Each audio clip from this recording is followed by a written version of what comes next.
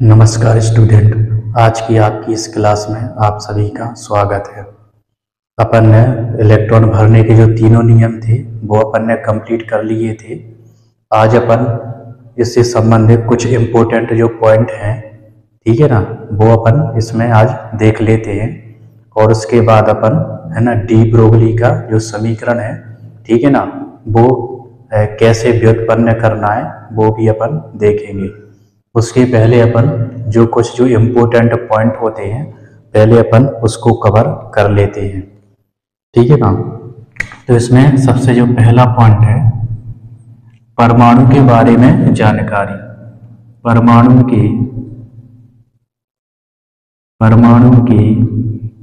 विषय में जानकारी। तो सबसे पहले जो परमाणु के विषय में जो जानकारी दी थी, परमाणु के विषय में जानकारी, तो जो सबसे पहले है, ठीक है ना, तो परमाणु के विषय में जो जानकारी है वो दी थी महर्षि कणाद ने।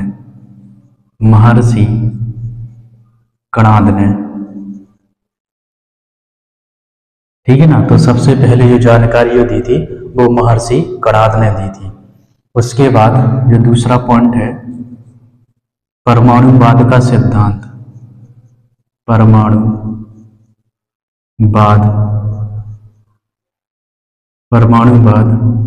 या परमाणु का सिद्धांत। परमाणुवाद का सिद्धांत।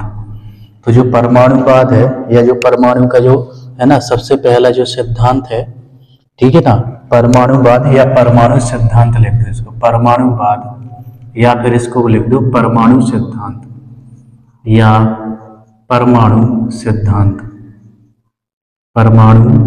जो परमाणु का जो सिद्धांत है, ठीक है ना, तो ये जो दिया था डाल्टन ने, ठीक है ना। किसने दिया था? डाल्टन ने, जिसको बोलते हैं अपन जॉन डाल्टन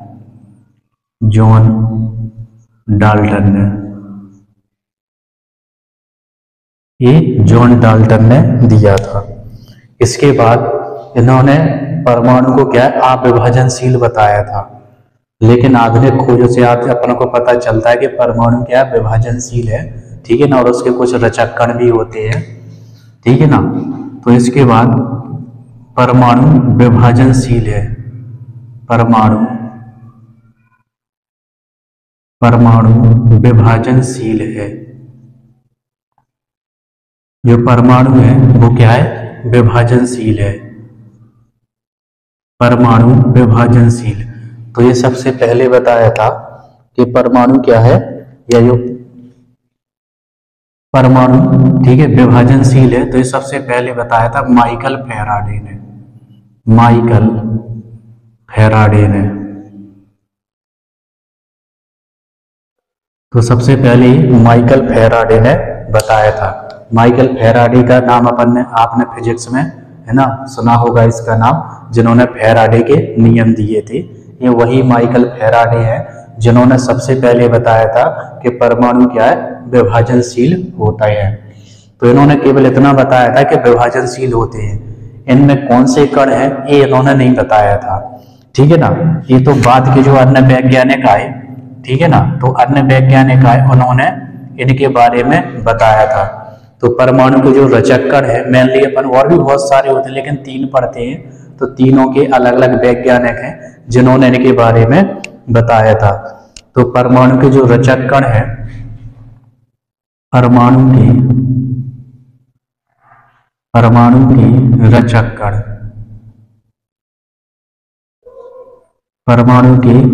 कण। तो इसमें जो पहला कण है, ठीक है, रचक कण में पहला कण है इसमें इलेक्ट्रॉन। इसको यहां से नीचे लिख दूं। रचक कण में इसमें पहला हो जाएगा इलेक्ट्रॉन।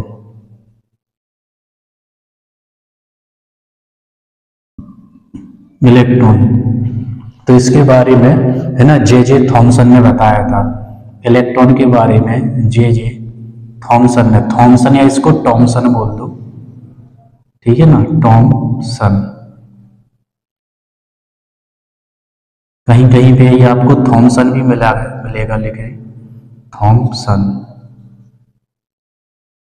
तो चाहे इसको टॉमसन बोल दो और चाहे इसको थॉमसन बोल दो, ठीक है ना। तो इलेक्ट्रॉन की जो खोज है वो सबसे पहले जे थॉमसन ने की थी। इसके बाद प्रोटॉन की खोज,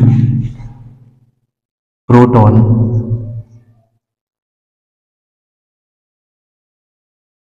इसके बाद जो प्रोटॉन है तो प्रोटॉन की खोज ई गोल्डस्टीन ने की थी, ई गोल्डस्टीन। इसकी जो खोज है ई गोल्डस्टीन ने की थी, ठीक है ना। जबकि रदरफोर्ड ने क्या है, नाभिक की खोज की थी, ये ध्यान रखना है, ठीक है ना। कहीं कहीं पे आपको प्रोटॉन के जो खोज करता है वो रदरफोर्ड मिल जाते हैं, तो रदरफोर्ड ने परमाणु की नाभिक की खोज की थी।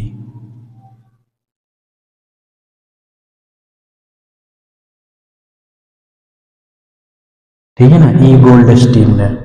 इसके बाद जो तीसरा कण है वो है न्यूट्रॉन, न्यूट्रॉन। तो न्यूट्रॉन की जो खोज है वो की थी जे चैडविक ने, या जिसको बोलते हैं जेम्स चैडविक, ठीक है ना। तो जे चैडविक ने की खोज की थी, तो इसको लिख दो अपन चैडविक। न्यूट्रॉन की खोज है ये जे चैडविक ने की थी।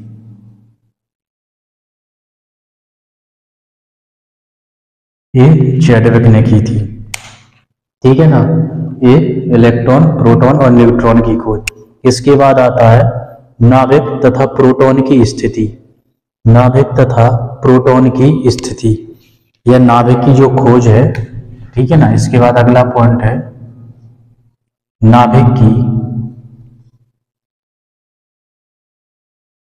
नाभिक तथा प्रोटॉन की,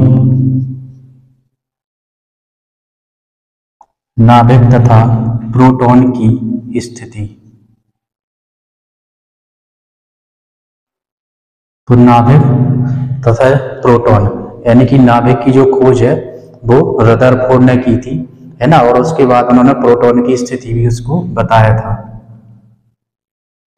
ये बताई थी रदरफोर्ड ने, रदरफोर्ड ने,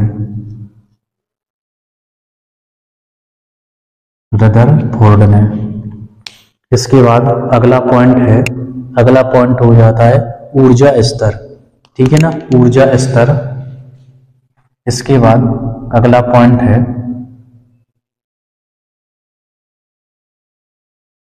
ऊर्जा स्तर,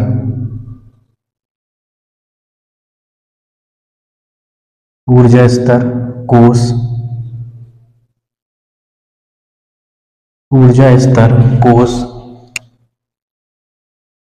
कक्षा, इसी को अपन कक्षा या कक्ष बोलते हैं, इसको कक्ष बोल दो या फिर कक्षा बोल दो, और इसी को अपन सेल भी बोलते हैं, सेल, ठीक है ना। तो ये बताया था नील्स बोर ने, इनके बारे में नील्स बोर ने बताया था, नील्स बोर ने, ठीक है ना। ऊर्जा स्तर, कोश, कक्ष या जो सेल है ना, इतने सारे इसके नाम है ना। तो ये नील्स बोर ने बताया था सबसे पहले। इसके बाद अगला पॉइंट है, इसके बाद आते हैं उपकोश या उप ऊर्जा स्तर, इन्हीं को बोलते हैं अपन उप ऊर्जा स्तर, या इनको उपकक्ष भी बोल सकते हैं, उपकक्ष, उपकक्ष, इन्हीं को बोलेंगे अपन उपकोश, उपकोश। इंग्लिश में बोलते हैं इसको सब सेल, सब सेल, इंग्लिश में बोलते हैं इसको सब सेल। तो इसकी जो खोज है, इसकी खोज की थी सोमरफील्ड ने, इसकी जो खोज है वो की थी सोमरफील्ड ने। इनको अपन है ना इसमें लिख भी सकते हैं, यहाँ पे एक चीज और यहाँ पे मेंशन कर सकते हैं, सेल कक्ष, यहाँ पे अपन ये मेंशन कर सकते हैं KLMN, और अच्छी तरीके से आपको समझ में आ जाए KLM और N, ये की गई थी नील्स बोर ने, नील्स बोर ने, ठीक है ना। तो ये खोज नील्स बोर ने की थी। इसके बाद यहाँ पे अपन लिख सकते हैं इसमें एस, पी, डी और एफ, ठीक है ना। तो ये इनके बारे में जो बताया था वो बताया था सोमरफील्ड ने, सोमरफील्ड,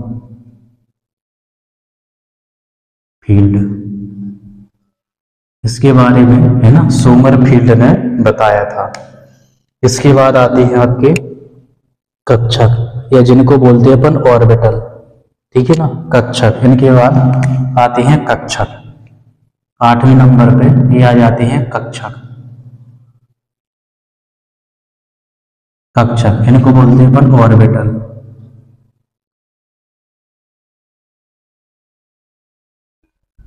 ऑर्बिटल, ठीक है ना। तो इनके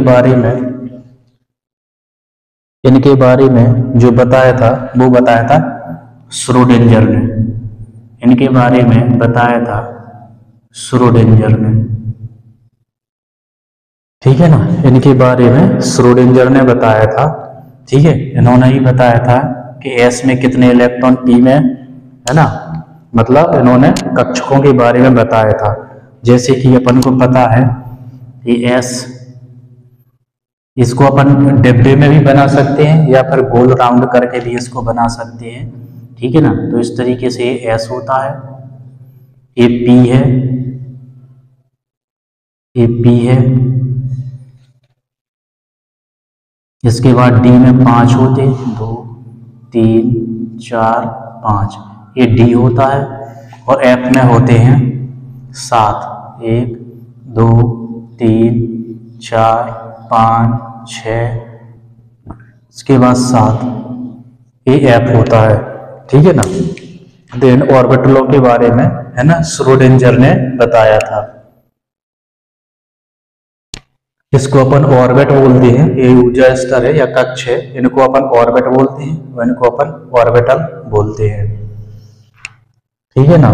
तो इसकी जो खोज है या इनके बारे में जो बताया था कक्षक के बारे में, तो ये श्रोडिंगर ने बताया था, ठीक है ना। तो अभी तक अपन को इतना पता था कि जो इलेक्ट्रॉन है वो इस ऊर्जा स्तर या जो कोष होते हैं उनकी चारों ओर चक्कर लगाते हैं, लेकिन जो इलेक्ट्रॉन होता कहाँ है, तो ये क्या है, श्रोडिंगर ने बताया था, ठीक है ना। तो इलेक्ट्रॉन को यदि अपन देखना है इलेक्ट्रॉन अपन कहाँ मिलेंगे, तो इसके लिए अपन को ऊर्जा स्तर में जाना पड़ेगा। ऊर्जा स्तर के अंदर आपको ये उपकोष मिलेंगे, है ना, जिसको सब सेल बोलते हैं, ठीक है। और सब सेल के अंदर ये आपको ये कक्षक मिलेंगे और इनमें क्या है, इलेक्ट्रॉन पाए जाते हैं, ठीक है ना। और इनकी आकृतियां भी अपन ने है ना देख ली हैं कि कौन किस आकृति का कैसे होता है, ठीक है ना। तो ये कुछ इंपॉर्टेंट पॉइंट थे, ठीक है ना। इसका आप स्क्रीनशॉट ले सकते हैं, इसको आप नोट कर सकते हैं, ठीक है ना। ये नीचे दिख नहीं रहा, मैं इनको ऊपर लिखे दे रहा हूं, इनको मैं ऊपर लिखे दे रहा हूं, एस, पी, डी और ये एफ, ठीक है ना। तो इस तरीके से हो गए। अब इसके बाद अपन है ना डी ब्रोगली का जो समीकरण है वो उसको अपन देख लेते हैं। डी ब्रोगली समीकरण, डी ब्रोगली ने, ठीक है ना, डी ब्रोगली ने 1924 में, जो डी ब्रोगली है उन्होंने 1924 में एक समीकरण है ना प्रतिपादित किया था। इसके पहले उन्होंने कुछ चीजें भी बताई थी, जैसे प्रकाश है ना, प्रकाश दोहरा व्यवहार प्रदर्शित करता है। कहने का मतलब ये है जो प्रकाश है वो कण की भांति और तरंग की भांति, है ना, कभी वो कण की भांति व्यवहार करता है, कभी तरंग की भांति व्यवहार करता है, यानी कि प्रकाश में दोहरी प्रकृति होती है। ठीक उसी प्रकार जो पदार्थ के जो कण होते हैं उनमें भी क्या है, दोहरी प्रकृति होती है। कहने का मतलब ये है कभी वो तरंग की भांति व्यवहार करते हैं और कभी वो कण की भांति व्यवहार करते हैं। तो डी ब्रोगली ने दो समीकरणों का उपयोग किया, है ना। तो पहला जो समीकरण था वो था आइंस्टीन का, E बराबर mc², ठीक है ना। तो उन्होंने दो समीकरणों का उपयोग कर अपना एक समीकरण प्रस्तुत किया, जिसे क्या है डी ब्रोगली का है ना समीकरण कहते हैं। तो सबसे पहले ठीक है ना द्रव्य पदार्थ के लिए ठीक है ना या द्रव्य कण के लिए आइंस्टीन समीकरण, और जो दूसरा था वो तरंग के लिए ठीक है ना, जो दूसरा था तरंग के लिए जो समीकरण है वो प्लांक समीकरण है या प्लांक का क्वांटम सिद्धांत, वो अपन पहले पढ़ चुके हैं पहले की क्लास में ठीक है ना। प्लांक का क्वांटम सिद्धांत जो कि क्या है तरंग के लिए था, है ना। तो इन दोनों को क्या किया इन्होंने मिक्स करके एक समीकरण है ना बनाया। तो वो जो पदार्थ है ना दो तरह की प्रकृति दर्शाता है इसमें, तो है ना। तो पहला इसमें हो जाएगा जो द्रव्य कण के लिए, द्रव्य कण के लिए,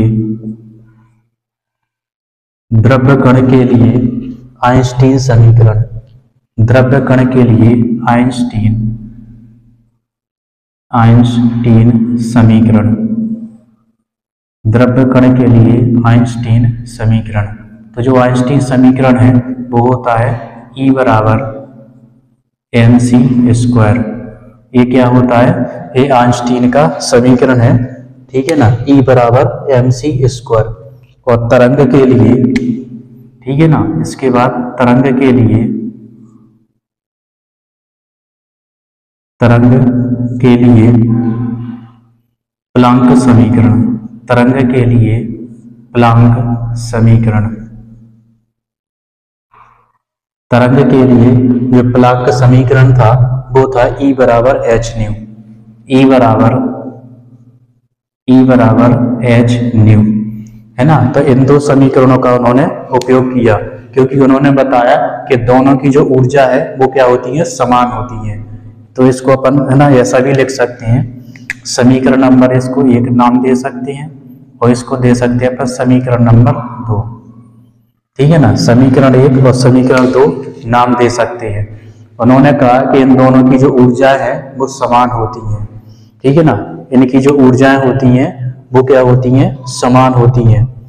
क्योंकि प्रकाश की भांति जो पदार्थ के कण भी हैं जब वो गतिमान अवस्था में होते हैं ठीक है ना, तो वो है ना कण की भांति और तरंग की भांति दोनों ही प्रकार से व्यवहार प्रदर्शित करते हैं ठीक है ना। तो इस कंडीशन में उनकी जो ऊर्जाएं होती हैं वो क्या होती हैं, समान होती हैं ठीक है ना। तो यहाँ पे अपन लिख सकते हैं, यहाँ पे लिखेंगे समीकरण 1 और 2 से, समीकरण 1 व 2 से, समीकरण 1 और 2 से। तो दोनों को अपन मिला देंगे तो ये हो जाएगा mc² बराबर h new, sorry hc, mc² बराबर हो जाएगा, सॉरी h न्यू है यहाँ पे h न्यू है, h न्यू का आएगा यहाँ पे E बराबर h न्यू ठीक है ना। ये क्या है, इसको अपन न्यू बोलते हैं ठीक है। तरंग के लिए प्लांक समीकरण E बराबर h न्यू ठीक है। समीकरण 1 और 2 से इन दोनों को अपन क्या कर देंगे, है ना मिला देंगे तो mc² बराबर h न्यू हो जाएगा ठीक है ना। यहाँ पे न्यू बराबर होता है, न्यू बराबर होता है c अपॉन लेमडा ठीक है ना, न्यू बराबर होता है c अपॉन लेमडा। तो यहाँ पे जो न्यू है इसका मान यहाँ पे पुट कर देंगे अपन, तो ये हो जाएगा mc² is equal to c upon lambda, है ना, hc अपॉन में लेमडा ठीक है ना। इस न्यू की जगह पे ये आ जाएगा ये दोनों ठीक है ना। तो mc² बराबर ये हो जाएगा hc अपॉन लेमडा।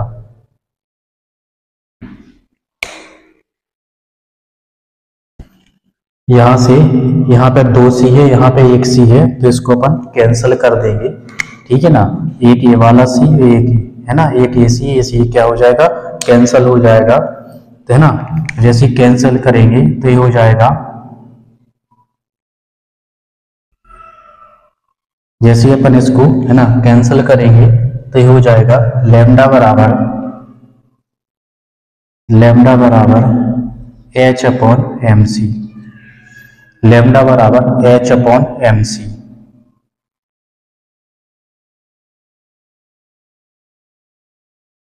लेमडा बराबर h अपॉन mc हो जाता है। ठीक है ना, इसी को क्या बोलते हैं, इसी को कहते हैं अपन डी ब्रोगली समीकरण। ठीक है ना, इसे क्या बोलते हैं, डी ब्रोगली समीकरण। तो यहाँ पे लिख सकते हैं अपन इस समीकरण को, इस समीकरण को, इस समीकरण को डी ब्रोगली समीकरण कहते हैं। इस समीकरण को डी ब्रोगली समीकरण कहते हैं। इसको अपन और भी तरीके से लिख सकते हैं। यहाँ पे ये प्रकाश के लिए है, ठीक है ना, यहाँ पे अपन है ना वेग के लिए भी लिख सकते हैं, सी की जगह पे अपन भी लिख सकते हैं। ठीक है ना, यहाँ पे सी क्या है, प्रकाश का वेग है। ठीक है ना, तो यहाँ पे लिख सकते हैं अपन जहां सी बराबर प्रकाश का वेग या प्रकाश की चाल भी बोल सकते हैं अपन, सी बराबर प्रकाश का वेग, प्रकाश का वेग, सी बराबर होता है प्रकाश का वेग। ठीक है, एम क्या है, द्रव्यमान है। ठीक है, एच क्या है, प्लांक कांस्टेंट है, और लैम्डा क्या है, तरंग दैर्ध्य है। ठीक है, इसको और भी तरीके से अपन लिख सकते हैं, तो वो भी अपन यहाँ पे लिखे ले रहे हैं। ठीक है ना, यदि अपन सी की जगह पे भी कर दें तो इस तरीके का हो जाएगा, लैम्डा बराबर एच अपॉन एम भी। ठीक है, इस तरीके से भी हो सकता है, या इसको अपन इस तरीके से भी लिख सकते हैं, एम भी बराबर एच अपॉन लैम्डा, एम भी बराबर एच अपॉन लैम्डा। ठीक है, यहाँ पे ये प्रकाश का वेग है, लेकिन जैसे ही अपन यहाँ पे भी लगा देते हैं तो ये किसी कण का वेग हो जाता है। ठीक है ना, यहाँ पे क्या है, ये प्रकाश का वेग है, यहाँ पे है ना, अगर अपन को कण का वेग निकालना है तो यहाँ पे सी की जगह पे अपन भी कर देंगे। ठीक है, इसको दूसरे प्रकार से एम भी बराबर एच अपॉन लैम्डा भी लिख सकते हैं। ठीक है ना, अब ये एम भी क्या है, ये संवेग है। ठीक है, संवेग का जो सूत्र होता है, ठीक है ना, संवेग जो होता है, यहाँ पे मैं लिखे दे रहा हूं, संवेग या जिसको बोलते हैं मोमेंटम, P बराबर एम भी होता है। ठीक है ना, जो संवेग है वो क्या होता है, P बराबर एम भी होता है। ठीक है ना, तो यहाँ पे अपन इस तरीके से भी इसको लिख सकते हैं,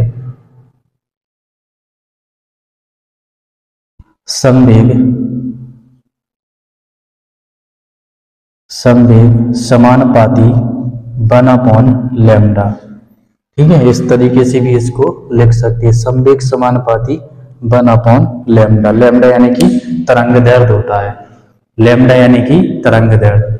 ठीक है ना, तो इस तरीके से अपन ने है ना ये डी ब्रोगली समीकरण देख लिया है। ठीक है, तो आज की क्लास में अपन इतना ही, है ना, आज ही विराम लगाते हैं क्लास को, और इसके बाद अपन देखेंगे हाइजेनबर्ग का अनिश्चितता का सिद्धांत। ठीक है ना, तो कल के लिए ये अपन जो टॉपिक है ना, इसी को अपन कवर करेंगे। तो आज तक की इस वीडियो में बस इतना ही। इसी तरह हंसते रहिए, मुस्कुराते रहिए, खेलते रहिए और पढ़ते रहिए। वीडियो यदि अच्छा लगे तो अपने दोस्तों को जरूर शेयर कीजिए। नमस्कार।